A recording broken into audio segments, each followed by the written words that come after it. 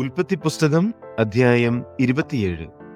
യിസ്ഹാക്ക് വൃദ്ധനായി അവന്റെ കണ്ണ് കാണാൻ വയ്യാതെ വണ്ണം മങ്ങിയപ്പോൾ അവൻ ഒരു ദിവസം മൂത്ത മകനായ ഏശാവിനെ വിളിച്ച് അവനോട് മകനെ എന്ന് പറഞ്ഞു. അവൻ അവനോട് ഞാൻ ഇതാ എന്ന് പറഞ്ഞു.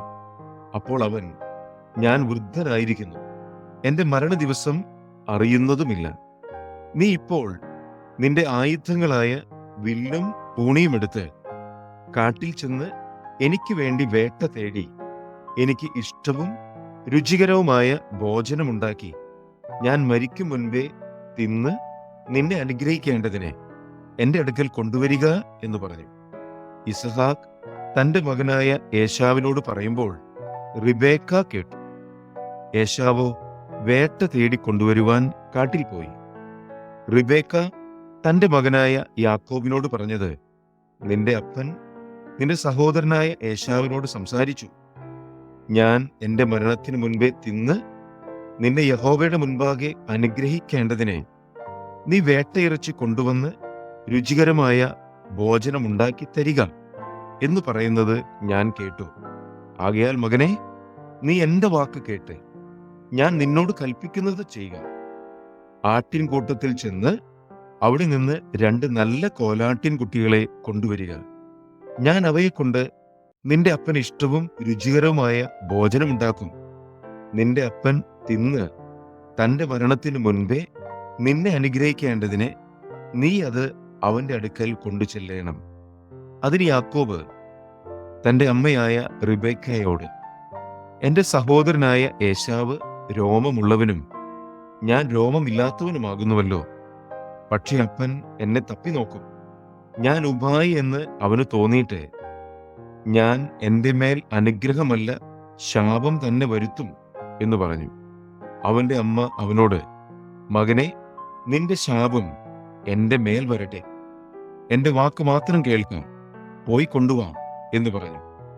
അവൻ ചെന്ന് പിടിച്ച് അമ്മയുടെ അടുക്കൽ കൊണ്ടുവന്നു. അമ്മ അവന് അപ്പന് ഇഷ്ടവും രുചികരവുമായ ഭോജനമുണ്ടാക്കി. പിന്നെ റെബേക്ക വീട്ടിൽ തന്റെ പക്കലുള്ളതായ മൂത്ത മകൻ ഏശാവിന്റെ വിശേഷ വസ്ത്രമെടുത്ത് ഇളയ മകൻ യാക്കോബിനെ ധരിപ്പിച്ചു. അവൾ കോലാട്ടിൻ കുട്ടികളുടെ തോൽ കൊണ്ട് അവന്റെ കൈകളും രോമമില്ലാത്ത കഴുത്തും പൊതിഞ്ഞു. താൻ ഉണ്ടാക്കിയ രുചികരമായ ഭോജനവും അപ്പവും തന്റെ മകനായ യാക്കോബിന്റെ കയ്യിൽ കൊടുത്തു. അവൻ അപ്പന്റെ അടുക്കൽ ചെന്ന് അപ്പാ എന്ന് പറഞ്ഞതിന്, ഞാനിതാ, നീ ആർ മകനെ എന്ന് അവൻ ചോദിച്ചു. യാക്കോബ് അപ്പനോട്, ഞാൻ നിന്റെ ആദ്യജാതൻ ഏശാവ്, എന്നോട് കൽപ്പിച്ചത് ഞാൻ ചെയ്തിരിക്കുന്നു. എഴുന്നേറ്റിരുന്ന് എന്റെ വേട്ടയിറച്ചി തിന്ന് എന്നെ അനുഗ്രഹിക്കണമേ എന്ന് പറഞ്ഞു.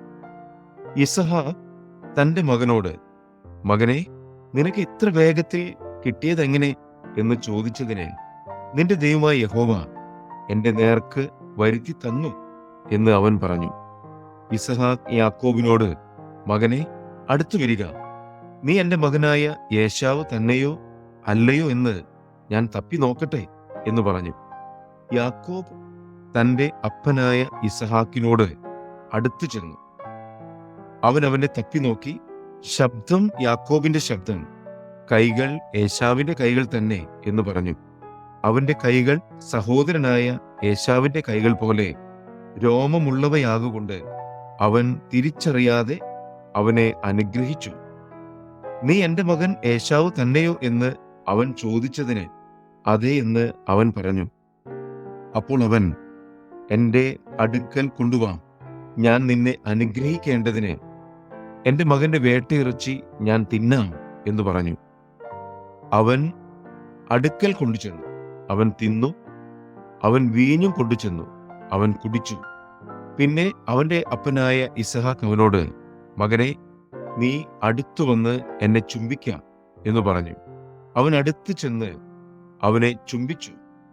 അവൻ അവന്റെ വസ്ത്രങ്ങളുടെ വാസന മണത്ത് അവനെ അനുഗ്രഹിച്ചു പറഞ്ഞത്, ഇതാ എന്റെ മകന്റെ വാസന, യഹോവ അനുഗ്രഹിക്കുന്ന വയലിലെ വാസന പോലെ. ദൈവം ആകാശത്തിന്റെ മഞ്ഞും ഭൂമിയുടെ പുഷ്ടിയും അനവധി ധാന്യവും വീഞ്ഞും നിനക്ക് തരുമാറാകട്ടെ. വംശങ്ങൾ നിന്നെ സേവിക്കട്ടെ, ജാതികൾ നിന്നെ വണങ്ങട്ടെ. നിന്റെ സഹോദരന്മാർക്ക് നീ പ്രഭുവായിരിക്കുക. നിന്റെ മാതാവിന്റെ പുത്രന്മാർ നിന്നെ വണങ്ങട്ടെ. നിന്നെ ശപിക്കുന്നവൻ എല്ലാം ശപിക്കപ്പെട്ടവൻ, നിന്നെ അനുഗ്രഹിക്കുന്നവനെല്ലാം അനുഗ്രഹിക്കപ്പെട്ടവൻ. യിസ്ഹാക്ക് യാക്കോബിനെ അനുഗ്രഹിച്ചു കഴിഞ്ഞപ്പോൾ യാക്കോബ് തന്റെ അപ്പനായ യിസ്ഹാക്കിന്റെ മുമ്പിൽ നിന്നും പുറപ്പെട്ടു. ഉടനെ അവന്റെ സഹോദരൻ ഏശാവ് വേട്ട കഴിഞ്ഞ് മടങ്ങി വന്നു. അവനും രുചികരമായ ഭോജനം ഉണ്ടാക്കി അപ്പന്റെ അടുക്കൽ കൊണ്ടുചെന്ന് അപ്പനോട്, അപ്പൻ എഴുന്നേറ്റ് മകന്റെ വേട്ടയിറച്ചി തിന്ന് എന്നെ അനുഗ്രഹിക്കണമേ എന്ന് പറഞ്ഞു. അവന്റെ അപ്പനായ യിസ്ഹാക്ക് അവനോട്, നീ ആർ എന്ന് ചോദിച്ചതിന്, ഞാൻ നിന്റെ മകൻ, നിന്റെ ആദ്യജാതൻ ഏശാവ് എന്ന് അവൻ പറഞ്ഞു. അപ്പോൾ യിസ്ഹാക്ക് അത്യന്തം ഭ്രമിച്ചു നടുങ്ങി. എന്നാൽ വേട്ട തേടി എന്റെ അടുക്കൽ കൊണ്ടുവന്നവനാർ? നീ വരും മുമ്പേ ഞാൻ സകലവും തിന്ന് അവനെ അനുഗ്രഹിച്ചിരിക്കുന്നു. അവൻ അനുഗ്രഹിക്കപ്പെട്ടവനാകും എന്ന് പറഞ്ഞു. ഏശാവ് അപ്പന്റെ വാക്ക് കേട്ടപ്പോൾ അതിദുഃഖിതനായി ഉറക്കെ നിലവിളിച്ചു, അപ്പാ, എന്നെയും കൂടെ അനുഗ്രഹിക്കണമേ എന്ന് അപ്പനോട് പറഞ്ഞു. അതിനവൻ, നിന്റെ സഹോദരൻ ഉപായത്തോടെ വന്നു നിന്റെ അനുഗ്രഹം അപഹരിച്ചു കളഞ്ഞു എന്ന് പറഞ്ഞു. ശരി, യാക്കോബ് എന്നല്ലോ അവന്റെ പേർ. 2 പ്രാവശ്യം അവൻ എന്നെ ചതിച്ചു. അവൻ എന്റെ ജ്യേഷ്ഠാവകാശം അപഹരിച്ചു. ഇപ്പോൾ ഇതാ എന്റെ അനുഗ്രഹവും അപഹരിച്ചു കളഞ്ഞു എന്ന് അവൻ പറഞ്ഞു. നീ എനിക്ക് ഒരു അനുഗ്രഹവും കരുതി വെച്ചിട്ടില്ലയോ എന്ന് അവൻ ചോദിച്ചു. യിസ്ഹാക്ക് ഏശാവിനോട്, ഞാൻ അവനെ നിനക്ക് പ്രഭുവാക്കി, അവന്റെ സഹോദരന്മാരെയൊക്കെയും അവന് ദാസന്മാരാക്കി, അവന് ധാന്യവും വീഞ്ഞും കൊടുത്തു. ഇനി നിനക്ക് ഞാൻ എന്ത് തരേണ്ടു മകനെ എന്ന് ഉത്തരം പറഞ്ഞു. ഏശാവ് പിതാവിനോട്, നിനക്ക് ഒരു അനുഗ്രഹം മാത്രമേ ഉള്ളുവോ അപ്പാ? എന്നെയും കൂടെ അനുഗ്രഹിക്കണമേ അപ്പാ എന്ന് പറഞ്ഞു പൊട്ടിക്കരഞ്ഞു. എന്നാറെ അവന്റെ അപ്പനായ യിസ്ഹാക്ക് ഉത്തരമായി അവനോട് പറഞ്ഞത്, നിന്റെ വാസം ഭൂമിയിലെ പുഷ്ടി കൂടാതെയും മീതെ ആകാശത്തിലെ മഞ്ഞ് കൂടാതെയും ഇരിക്കും. നിന്റെ വാളുകൊണ്ട് നീ ഉപജീവിക്കും. നിന്റെ സഹോദരനെ നീ സേവിക്കും. നിന്റെ കെട്ട് അഴിഞ്ഞു പോകുമ്പോൾ നീ അവന്റെ നുകം കഴുത്തിൽ നിന്ന് കുടഞ്ഞു കളയും. തന്റെ അപ്പൻ യാക്കോബിനെ അനുഗ്രഹിച്ച അനുഗ്രഹ നിമിത്തം ഏശാവ് അവനെ ദ്വേഷിച്ചു. അപ്പനെ കുറിച്ച് ദുഃഖിക്കുന്ന കാലം അടുത്തിരിക്കുന്നു. അപ്പോൾ ഞാൻ എന്റെ സഹോദരനായ യാക്കോബിനെ കൊല്ലും എന്ന് ഏശാവ് ഹൃദയത്തിൽ പറഞ്ഞു. മൂത്ത മകനായ ഏശാവിന്റെ വാക്ക് റിബേക്ക അറിഞ്ഞപ്പോൾ അവൾ ഇളയ മകനായ യാക്കോബിനെ ആളയച്ചു വിളിപ്പിച്ച് അവനോട് പറഞ്ഞത്, നിന്റെ സഹോദരൻ ഏശാവ് നിന്നെ കൊന്ന് പക വീട്ടുവാൻ ഭാവിക്കുന്നു. ആകയാൽ മകനെ, എന്റെ വാക്ക് കേൾക്കാം. നീ എഴുന്നേറ്റ് ഹാരാനിൽ എന്റെ സഹോദരനായ ലാബാന്റെ അടുക്കിലേക്ക് ഓടിപ്പോക.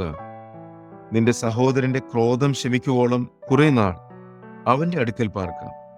നിന്റെ സഹോദരന് നിന്നോടുള്ള കോപം മാറി നീ അവനോട് ചെയ്തത് അവൻ മറക്കും വരെ അവിടെ താമസിക്കാം. പിന്നെ ഞാൻ ആളയച്ച് നിന്നെ അവിടെ നിന്ന് വരുത്തിക്കൊള്ളാം. ഒരു ദിവസം തന്നെ നിങ്ങൾ ഇരുവരും എനിക്ക് ഇല്ലാതെയാകുന്നതെന്തിന്? പിന്നെ റിബേക്ക യിസ്ഹാക്കിനോട്, ഈ ഹിത്യ സ്ത്രീകൾ നിമിത്തം എന്റെ ജീവൻ എനിക്ക് അസഹ്യമായിരിക്കുന്നു. ഈ ദേശക്കാരിത്തികളായ ഇവരെ പോലെയുള്ള ഒരു ഹിത്യ സ്ത്രീയെ യാക്കോബ് വിവാഹം കഴിച്ചാൽ ഞാൻ എന്തിനു ജീവിക്കുന്നു എന്ന് പറഞ്ഞു.